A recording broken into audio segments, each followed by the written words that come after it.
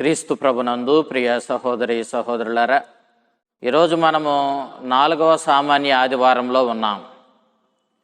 ఈరోజు దివ్య గ్రంథ పట్టణాలను మనం గమనించినప్పుడు మొదటి పట్టణము ద్వితీయోపదేశ కాండము 18వ అధ్యాయము 15వ వచనము నుంచి 20వ వచనం వరకు, మార్కు శుభవార్త 1వ అధ్యాయం 21వ వచనం నుంచి 28వ వచనం వరకు మనం దేవుని వాక్యాన్ని ఆలకించాం. ద్వితీయోపదేశ కాండము 5వ అధ్యాయము 23వ వచనం నుంచి 31వ వచనం వరకు మనం చూసినప్పుడు దేవుడు మోషేని తన ప్రవక్తగా, తనకు ప్రజలకు మధ్యవర్తిగా ఎన్నుకోవడాన్ని మనం చూస్తూ ఉన్నాం. నిర్గమాకాండం 20వ అధ్యాయం 19వ వచనం మనం చూసినప్పుడు ఇశ్రాయేలీయులు మోషేతో మేము కూడా దేవుని చూస్తాము, మాట్లాడతాము అని అడిగారు. అయితే మోషే, సరే మీరందరూ శుద్ధి చేసుకొని ఉతికిన బట్టలు ధరించి రేపు సీనాయి పర్వతం వద్దకు రండి, మీరు ఆ ప్రభుని దర్శించవచ్చు, అతనితో మాట్లాడవచ్చు అన్నట్లుగా వాళ్ళందరినీ సిద్ధపరిచి తెల్లారి సీనాయి పర్వతం వద్దకు రమ్మని ఆహ్వానించాడు. ఆ విధంగానే ఇశ్రాయేలీయులు సిద్ధపడి సీనాయి పర్వతం వద్దకు వెళ్ళారు. వాళ్ళు ఆ పర్వతం దరిదాపులకు వెళ్ళేసరికి దేవుడు గొప్ప మహిమతో, శక్తితో ఆ పర్వతం మీదకు దిగి వచ్చాడు. అగ్నిగుండం వలె ఆ పర్వతం మీదకు దేవుడు దిగిరాగా ఆ పర్వతము అతని మహిమను తాళలేక ఊగిపోయింది. పర్వతపు పునాదులు ఊగిపోయాయి. ఆ దెబ్బతో ఇశ్రాయేలీయులు ఇక ఇదే మనకి చివరి రోజు అనుకున్నారు, భయపడిపోయారు.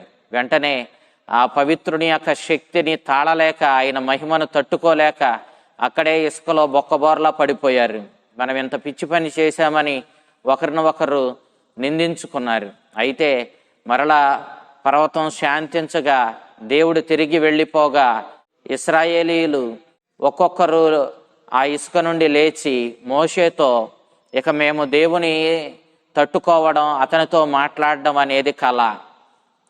అతడు మహాశక్తిమంతుడు, మహాపవిత్రుడు, అతని మహిమని మేము తట్టుకోలేకపోయాము, నీవే మాతో మాట్లాడు, మేము విన్నవించు విషయాలను నీవు దేవునికి విన్నవించు, దేవుడు మాకు తెలియచేయాలి అనుకున్నటువంటి అంశాలను నీవు మాకు దేవుని నుండి తెలుసుకొని మాకు తెలియచేయి అని చెప్పి ఆనాడు మోషేని దేవునికి వారికి మధ్యవర్తిగా ఉండమని వాళ్ళు కోరుకున్నారు.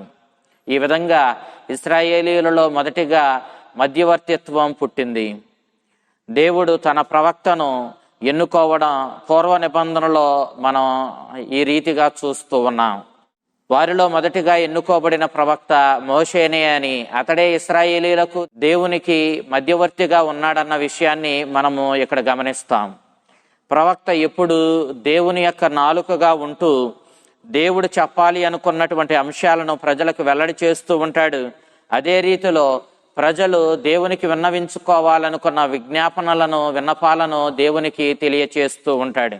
ఈ రీతిగా ప్రవక్త ఎప్పుడు దేవుని నాలుకగా ఉంటూ దేవుని సందేశాన్ని అందిస్తూ దేవునికి ప్రజలకు మధ్యవర్తిగా ఉంటూ అనుసంధానకర్తగా ఉంటూ ప్రజలను దేవుని వద్దకు, దేవుని మార్గంలో నడిపిస్తూ ఉంటాడు. దేవుడు తన బిడ్డలైన ఇశ్రాయేలీయులను వారి జీవిత విధానంలో అతి ముఖ్యమైనటువంటి 2 విధానాలలో వారిని ఎల్లప్పుడూ సంరక్షించుకుంటూ నడిపించుకుంటూ వెళ్ళాడు. ఆ 2 విధానాలు ఏమిటి అని అంటే, ఒకటి రాజకీయ విధానము, రెండవది మతపరమైనటువంటి విధానము. అందుకే దేవుడు ఇశ్రాయేలీయులకు నాయకులను ఇస్తూ ఉన్నాడు, న్యాయాధిపతులను, రాజులను ఇస్తూ ఉన్నాడు. ఆ విధంగా రాజకీయ విధానాన్ని నడిపిస్తూ వచ్చాడు, వీరిని నాయకులుగా నియమించాడు. అదే రీతిలో మతపరమైన విధానానికి యాజకులను ఎన్నుకుంటూ ఉన్నాడు, ప్రవక్తలను ఏర్పాటు చేస్తూ ఉన్నాడు. ఈ విధంగా యాజకుల ద్వారా, ప్రవక్తల ద్వారా దేవుడు తన ప్రజలను నడిపించాడు, మతపరంగా వారిని బలపరిచాడు. పూర్వ నిబంధనలో ఈ అంశాలు మనం స్పష్టంగా చూస్తాం. వారు ఈ ప్రజల రాజకీయ విధానాన్ని, ఆధ్యాత్మిక జీవితాన్ని క్రమ పద్ధతిలో నడిపించే బాధ్యతను ఈ నాయకులు కలిగి ఉన్నారు. వీరి మాటలను ప్రజలు దేవుని మాటలుగా భావించి ఆలకించి వాటిని జీవితంలో పాటించవలసిన వాళ్ళై ఉన్నారు. ఎందుకంటే ఈ నాయకులు దేవుని స్థానంలో ఉండి దేవుని సందేశాన్ని ప్రజలకు అందిస్తూ ఉన్నారు.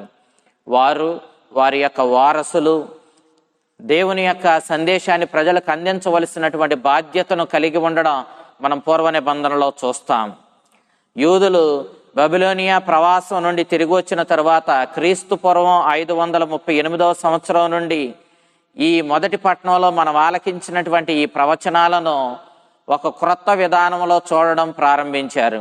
పూర్వం ఈ చెప్పబడినటువంటి ఈ ప్రవచనాలు ఇశ్రాయేలు సమాజాన్ని ఉద్దేశించి చెప్పబడ్డాయి అని వారు భావించిన బబిలోనియా ప్రవాసం తరువాత ఈ ప్రవచనాలు ఒక వ్యక్తిగతమైనటువంటి ఒక వ్యక్తిని ఉద్దేశించి చెప్పిన ప్రవచనాలుగా వీళ్ళు భావించి ప్రచారం చేయడం ప్రారంభించారు. అనగా ఇక్కడ ఆ వ్యక్తి ఎవరు అంటే దేవుని చేత పంపబడే అసలు సిసలైన మధ్యవర్తి అయినటువంటి ఆ మెస్సయ్యే. ఆ మెస్సయ్య రాక కోసం వీళ్ళందరూ కూడా ఎదురు చూచారు. అందుకే మోషే నా వంటి ప్రవక్తను మీ ప్రజల మధ్య నుండి దేవుడు ఏర్పాటు చేస్తాడు అని చెప్పి ఇశ్రాయేలీయులకు చెప్పాడు. ఈ వాక్యాన్ని నూతన నిబంధనలో యేసుక్రీస్తుకు అన్వయించి చెప్పబడ్డాన్ని మనం చూస్తూ ఉన్నాం. అపోస్తుల కార్యాలు 3వ అధ్యాయం 22-23 వచనాలు, అదేవిధంగా 7వ అధ్యాయం 37వ వచనంలో మనం ఈ అంశాన్ని మనం చూస్తాం. అనగా నా వంటి ప్రవక్తను ప్రజల నుండి ఎన్నుకొని దేవుడు మీ మధ్యకు పంపిస్తాడు అని మోషే చెప్పింది మెస్సయ్య గురించే. ఆ మెస్సయ్య యేసుక్రీస్తువేనని నూతన నిబంధన మనకు స్పష్టంగా తెలియచేస్తూ ఉంది. యేసుక్రీస్తుని కాలంలో ప్రజలు కూడా ఆ యేసుక్రీస్తువే నిజమైన దేవునికి మానవులకు మధ్యవర్తి అని వాళ్ళు భావించారు. అందుకే యోహాను శుభవార్త 1వ అధ్యాయం 21వ వచనంలో, 6వ అధ్యాయం 14వ వచనంలో, 7వ అధ్యాయం 40వ వచనంలో వాళ్ళు ఈ రీతిగా చెప్పుకోవడాన్ని మనం చూస్తూ ఉన్నాం. పూర్వ నిబంధన ప్రకారం దేవుడు మోషే వలె అతని తరువాత ప్రవక్తలను ప్రజల నుండి ఎన్నుకొని పంపించాడు. మోషే యొక్క శిష్యుడైనటువంటి యెహోషువను మనం చూచినప్పుడు, అటు తరువాత మరి యెహోషువను అనుసరించి వచ్చిన ప్రవక్తలను మనం చూచినప్పుడు, చిట్ట చివరిగా మనము బప్తిస్మ యోహానును చూచినప్పుడు దేవుడు ప్రజల్లో నుండే తన ప్రవక్తలను ఎన్నుకుంటూ పంపించినట్లుగా మనం చూస్తూ ఉన్నాం. బప్తిస్మ యోహాను ఈ ప్రవక్తల పరంపరలో చిట్ట చివరిగా వచ్చిన వాడు, మహాగణుడిగా ఎంచబడిన వాడు ఈ బప్తిస్మ యోహాను అని మనం చూస్తూ ఉన్నాం. ఈ రీతిగా దేవుడు తన ప్రవక్తలను ఎప్పటికప్పుడే ప్రజల మధ్యకు పంపిస్తూ వారిని తన తరపున హెచ్చరిస్తూ వారిని తన మార్గంలో నడిపించడానికి ప్రవక్తల ద్వారా నిత్యము కృషి చేసినట్లుగా మనకు స్పష్టంగా అర్థమవుతా ఉంది. దేవుడు స్వయంగా మానవునితో మాట్లాడవచ్చు, కానీ దేవుడు తన మహిమతో శక్తితో ఆ సీనాయి పర్వతం మీదకు దిగి వచ్చినప్పుడు ప్రజలు ఆయనను తాళలేకపోయారు, తట్టుకోలేకపోయారు. అందుకే వారే స్వయంగా దేవునికి మొరపెట్టారు, మాకు ఒక మధ్యవర్తిని ఇవ్వమని. నీవు ఈ విధంగా మహిమతో పావిత్ర్యంతో దిగి వస్తే మేము నీ ముందు నిలబడలేమని వాళ్ళు మొరపెట్టారు. కాబట్టే దేవుడు మోషేను మధ్యవర్తిగా ఎన్నుకున్నాడు. అటు తర్వాత అతని వారసులుగా అనేక మంది ప్రవక్తలను ప్రజల మధ్యకు పంపించాడు. వారు వారి వారి మాటలను శ్రద్ధగా ఆలకించి ఆ ప్రవక్తల మాటలను ప్రజలు జీవితంలో పాటించి ఉన్నట్లయితే ఈనాడు వాళ్ళ జీవన విధానం ఇంత దుర్భరం అయ్యేది కాదు. వాళ్ళు దేవుని తరపున దేవుని సందేశాన్ని అందించిన ప్రవక్తలను వారు తిరస్కరించారు, వాళ్ళ సందేశాలను పెడచెవిన పెట్టారు. తత్ఫలితంగా అనేక శ్రమలను ఇబ్బందులను కొని తెచ్చుకున్నారు. నేటి సువిశేషంలో పునీత మార్కు యేసుక్రీస్తుని బహిరంగ జీవితం గురించి చెప్పనారంభించడాన్ని మనం చూస్తూ ఉన్నాం. అతడు చాలా క్లుప్తంగా బప్తిస్మ యోహాను సందేశము, క్రీస్తు ఎడారిలో శోధించబడిన అంశము, తర్వాత యేసుక్రీస్తు మొట్టమొదటిగా 4 శిష్యులను ఎన్నుకోవడాన్ని మనం మార్కు సువార్తలో ఆలకిస్తూ ఉన్నాం. ఈ అంశాలన్నింటినీ చాలా క్లుప్తంగా తెలియపరచి ఇక యేసుక్రీస్తు బహిరంగ జీవితాన్ని, అతడు సువార్తను ప్రచారం చేసిన అంశాన్ని మార్కు మనకు వెల్లడి చేస్తూ ఉన్నాడు. క్రీస్తు తన సువార్తను గలిలియాలో ప్రకటించడం ప్రారంభించాడు. కఫర్నాము తూర్పు గలిలియా ప్రాంతానికి చెందిన ఒక చిన్న పట్టణం. ఆ కఫర్నాములో, ఆ గలిలియా ప్రాంతంలో యేసుక్రీస్తు తన సువార్తను మొదటిగా ప్రారంభించి ఆ కఫర్నాములోని ప్రార్థనా మందిరంలో, ఆ సినగోగులో తన సువార్తను ప్రచారం చేయడం ప్రారంభించడాన్ని, అక్కడే అతడు ఒక గొప్ప అద్భుతాన్ని చేయడాన్ని మనం చూస్తూ ఉన్నాం. సబ్బతు రోజున యూదులలో భక్తిమంతులు ప్రార్థనా మందిరంలో ప్రోగవుతారు. ఆ విధంగా ప్రోగైనటువంటి యూదులను ఉద్దేశించి యేసుక్రీస్తు తన సందేశాన్ని ప్రకటించడం ప్రారంభించాడు. 30 సంవత్సరాల ప్రాయం కలిగిన ఏ యూదుడైనా 30 సంవత్సరాలు అటు తరువాత అతడు దేవుని సందేశాన్ని చదివి దానిని వివరించేటటువంటి అర్హతను పొందుతాడు. అదే రీతిలో యేసుక్రీస్తు ఈనాడు ఆ అర్హతను పొందిన వాడై సినగోగులో దేవుని సందేశాన్ని ప్రకటించడాన్ని మనం చూస్తూ ఉన్నాం. యూదుల పరిసయ్యులు, ధర్మశాస్త్ర బోధకులు తమ బోధల్లో అయితే దేవుని యొక్క అధికారాన్ని ఆధారంగా చేసుకొని దేవుని మీదనో, లేదా ఏదైనా ఒక ప్రవక్త మీదనో, లేదా ధర్మశాస్త్రం మీదనో, లేదా ఏదైనా ఒక గొప్ప వ్యక్తి మీదనో తమ అధికారాన్ని ఆధారంగా నిలుపుకొని వారి యొక్క బోధలు చేస్తూ ఉండేవాళ్ళు. అందుకే దేవుడు ఈ విధంగా చెబుతున్నాడు అంటూ వాళ్ళ బోధలు చెప్పడం ప్రారంభించేవాళ్ళు.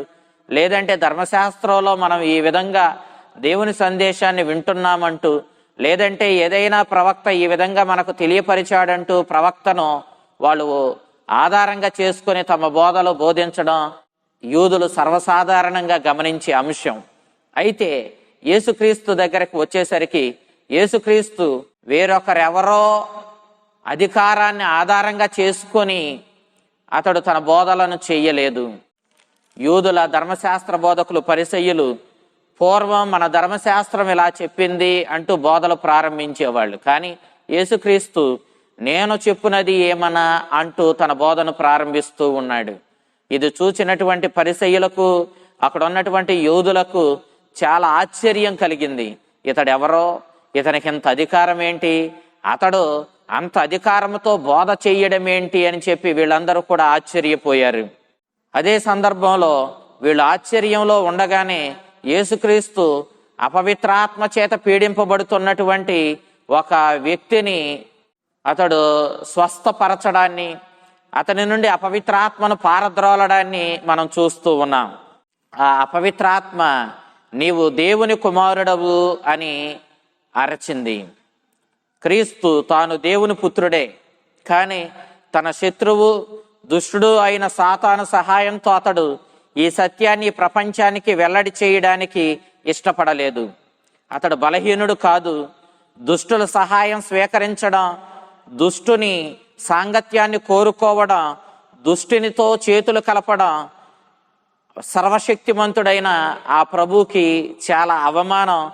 అది అతని చేతగానితనానికి చిహ్నమవుతుంది. మనం కూడా దుష్టులకు మనకు ఆ వ్యత్యాసాన్ని, ఆ తేడాను మనం ఎల్లప్పుడూ చూపించుకుంటూ ఉండాలి. మేలు చేస్తున్నాడు కదా అని దుష్టుని యొక్క సహాయాన్ని పొందడం, అతనితో కలిసి తిరగడం మనకు చాలా చెడ్డ పేరును తెస్తుంది. మన బలహీనతను బయటకు తెస్తుంది. మనకు లేనటువంటి ఆ చెడ్డ పేరును కూడా అది తీసుకొచ్చి మనకు అందిస్తుంది. అందుకే క్రీస్తు ప్రభు ఆ దుష్టాత్మను నోరు మూసుకోమని, నీ సహాయం నాకు వద్దని బాహాటంగా ప్రకటించాడు. వీరిని వదిలి వెళ్ళిపోమని క్రీస్తు గట్టిగా శాసించాడు. అందుకు సాతాను క్రీస్తుని యొక్క మాటను విధేయించడానికి చాలా ఇబ్బంది పడింది. అందుకే అది సాతాను. దానికి విధేయత తెలవదు. అది ఎప్పుడు దేవునికి అవిధేయతనే ప్రకటిస్తుంది. కాకపోతే ఆ సాతానుకు కూడా ప్రభువు క్రీస్తే కాబట్టి ఇక అది చచ్చినట్లు ఆయన మాటను వినవలసి వచ్చింది. నిజానికి ఆయన మాటను విధేయించడం దానికి ఇష్టం లేదు కాబట్టి కొన్ని క్షణాలు ఆ దుష్టాత్మ చేత పీడించబడే ఆ వ్యక్తిని విలవిలలాడించి ఇక చివరికి చేసేది లేక ప్రభు ఆజ్ఞను విధేయిస్తూ అది అక్కడ నుండి అతన్ని వదిలి పారిపోయింది. ఈ అద్భుతాన్ని కనులారా చూసినటువంటి ఆ ఇశ్రాయేలీయులు అందరూ కూడా ఆశ్చర్యపోయారు. ఇక్కడ మార్కు సువార్తకారుడు అన్ని సందర్భాలలో ప్రభు చేస్తున్నటువంటి అద్భుతాలను చూచి ప్రజలు ఆశ్చర్యపోయారు అని చెబుతూ మనందరికీ ఒక సందేశాన్ని ఇస్తూ ఉన్నాడు. ఇక్కడ జరుగుతున్నటువంటి అద్భుతాలు చూసిన ప్రజలు ఆశ్చర్యపోయారు తప్ప ఈ అద్భుతాలు చేస్తున్న క్రీస్తుని వాళ్ళు గ్రహించుకొని ఆయనను విశ్వసించలేదు. నిజానికి అద్భుతాలు మన విశ్వాసాన్ని పెంపొందింప చేయవు. మన విశ్వాసమే మనకు అనేక అద్భుతాలు జరిగేలా చేస్తుంది. కాబట్టి మనము అద్భుతాల వల్ల ఏదో విశ్వాసాన్ని పెంపొందింప చేసుకోగలుగుతాము అని మనము భ్రమపడకూడదు. ఎందుకనంటే అద్భుతాల వల్ల మనము విశ్వాసములో పెంపొందినట్లు మనకు అనిపించినా అది కొద్ది క్షణం మాత్రమే నిలబడుతుంది. అటు తరువాత ఈ అద్భుతాలు జరగడం మానివేసినప్పుడు ఖచ్చితంగా మరలా మనం అవిశ్వాసులుగానే మిగిలిపోతాము. కానీ మనం దేవుని యందు విశ్వాసంతో నిలబడినప్పుడు, ఆయనను గట్టిగా విశ్వసించినప్పుడు మన జీవితంలో అనేక అద్భుతాలను చూడగలుగుతాము. తత్ఫలితంగా మన జీవితాలను మనము దేవునితో పెనవేసుకుని ముందుకు సాగగలుగుతాము. ఈనాడు మన మధ్యకు దేవుని సందేశాన్ని తీసుకుని వస్తున్న అభిషేకించబడిన గురువులను, ఆ యాజకులను, దైవ సేవకులను మనము మంచి మనస్సుతో విశ్వాసముతో స్వీకరించి వారి సందేశాన్ని దేవుని సందేశంగా భావించి హృదయ పరివర్తన చెంది మన జీవితాలను మనం ధన్యం చేసుకోవాలి.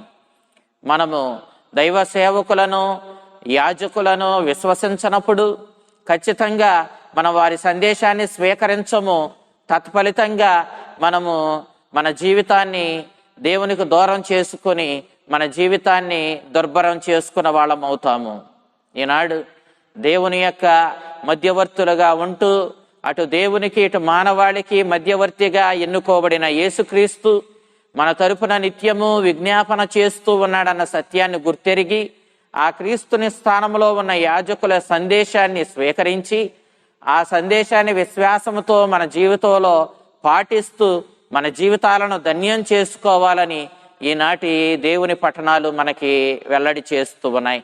ఈ సందేశాన్ని స్వీకరించి మనము విశ్వాసముతో దేవుని సందేశాన్ని, దేవుని యొక్క మధ్యవర్తులను మన జీవితంలోనికి ఆహ్వానించి వారి సందేశానుసారం జీవించి మన జీవితాలను ధన్యం చేసుకున్న ఆ చలని ప్రభు మనల్ని, మన కుటుంబాలను దీవించి కాపాడునుగాక.